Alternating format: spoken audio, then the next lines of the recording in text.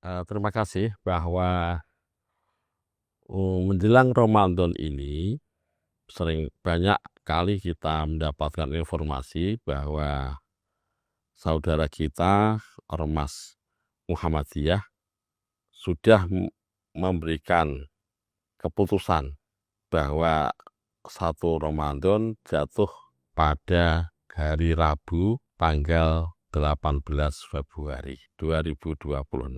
Informasi yang didapatkan bahwa Muhammadiyah mendasarkan kepada kalender Hijriah Global Tunggal (KHGT), tidak menggunakan yang sebelumnya digunakan, yakni hisab wujudul hilal.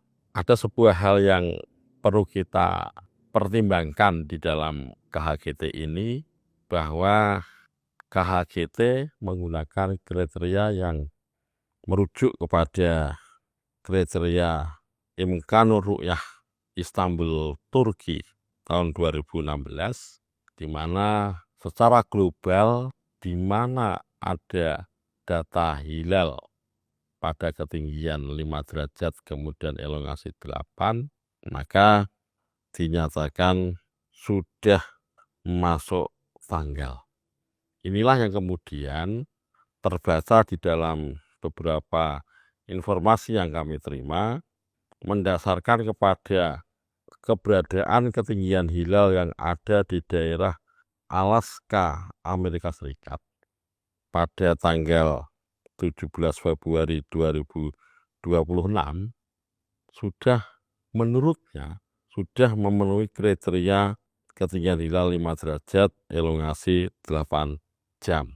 Di samping itu sebenarnya ketika mendasarkan kepada data ketinggian hilal dan elongasi pada wilayah di mana kita tidak berada, mestinya perlu dipertimbangkan. Apakah itu bisa dibuat pegangan di mana kita tidak di area itu atau bagaimana? Yang perlu kita analisis bersama adalah kita pahami bahwa ketentuan kita adanya taklif ibadah itu dimensinya ruang dan waktu. Apa artinya? Jika memang di ruang waktu kita berada, belum ada tanda hilal berada di mana kita ada, maka kita sebenarnya tidak berkewajiban untuk beribadah. Sehingga sangat susah untuk diterima ketika kita mempertimbangkan hasil ketinggian hilal kelayakan di suatu tempat yang jauh di sana. Jadi kalau saya lihat di KHGT itu mendasarkan kepada visibilitas hilal di wilayah seluruh global dunia ini, kemudian dibuat pijakan untuk penetapan tanggal 1 Hijriah di seluruh muka bumi Allah ini. Yang kemudian menjadi pertimbangan lagi adalah kita coba bayangkan kalkulasi waktu.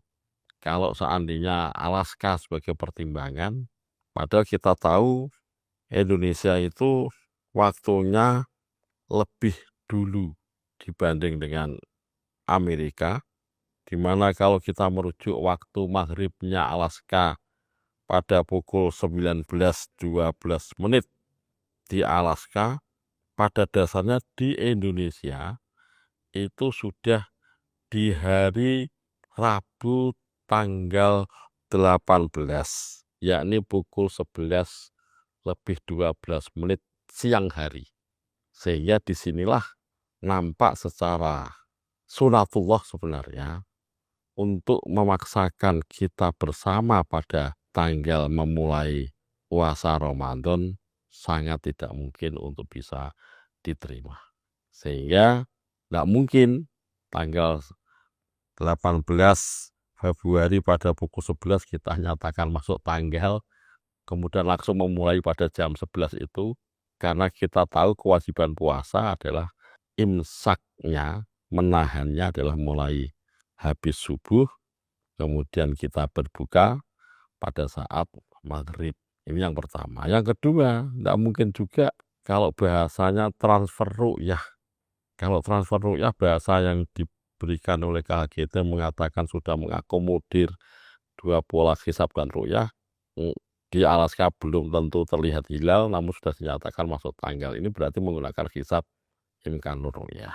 Oleh karena itu, yang menjadi pertimbangan perlu kita analisis bersama atau kita waspadai bersama bahwa kewajiban ibadah tidak dituntut harus satu waktu. Yang dituntut adalah di mana saat kita berada ada waktu yang menandakan kita wajib beribadah, maka segera wajib ibadah. Kalau belum ada tanda waktu masuk di kewajiban ibadah, kita tidak sah untuk beribadah. Perlu dipahami juga bahwa mengapa Nahdlatul Ulama begitu sangat getol dengan ru'yatul hilal adalah kalau kita pahami sebenarnya kalau kita analisis dalam manhajul fikr yang di Nahdlatul Ulama itu sebenarnya cukup begitu sangat kaya dengan merujuk dengan skema istihad yang sangat bahkan dikatakan sebagai madhab manhaji, tidak kauli. Lebih banyak merujuk kepada pendapat-pendapat ulama, tidak berani langsung merujuk kepada pondasi dasar hukum Islam, Al-Quran hadis. Dan ternyata cukup kaya beristihad, bahkan ada kesan upaya kontekstualisasi di dalam Nahdlatul Ulama cukup kuat. Namun mengapa dalam satu hal ini, dalam penetapan awal Ramadan, Syawal, dan Dzulhijjah terkesan kepada makna tekstual ru'yah, bukan kepada mana kontekstual ru'yah yang bisa dimaknai jauh dari ru'yah, bisa hanya teoretik ilmu. Nampak sekali bahwa Nahdlatul Ulama sangat hati-hati di dalam memberikan istihad pemaknaan ru'yah ini dengan harapan, dengan wanti-wanti ibadah puasa Ramadan harus dengan dasar yang sangat-sangat hati-hati untuk menerjemahkan, jangan sampai terlalu lepas, terlalu liberal, kemudian menjadikan substansi ibadah kita terganggu. Oleh karena itu, seharusnya perbedaan manhaj, perbedaan kriteria, perbedaan penetapan awal Ramadan, Syawal, dan Dzulhijjah, kalender Syamsiyah, kalender Qamariyah, kalender Hijriyah tidak perlu diperdebatkan. Begitu sangat bisa menimbulkan ketidaknyamanan untuk kita berukhwah Islamiyah. Dan tentunya semua adalah merupakan upaya kita beristihad terhadap teks-teks yang ada di dalam Al-Quran maupun hadis.